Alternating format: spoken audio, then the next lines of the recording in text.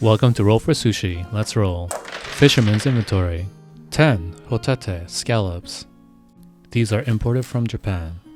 Nice and plump, and all you have to do to prep them is remove the side muscle. Sushi polymorph. 8 sashimi. On the first one, we'll keep it whole and score the top. Second one, we'll cut it in half. And the last one, let's dice it so we can have different textures.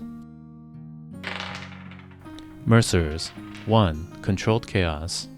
Alright, let's see what we get. 12 roll twice. 5 chips. And 6 cheese.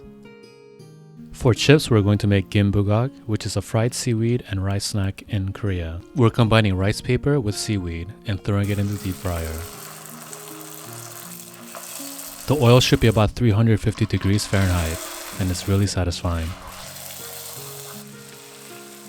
Crunch is unbelievable.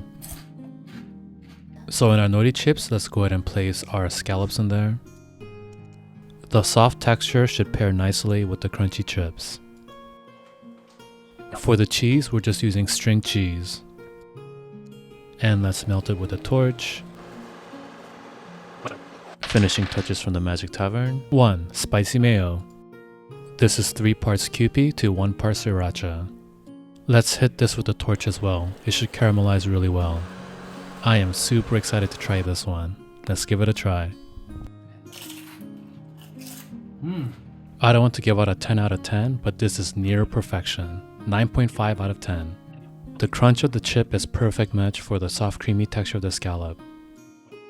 The caramelized spicy mayo and cheese is just perfection with the sweetness of the scallop. One for camera woman. I want to eat everything, but that's not for camera.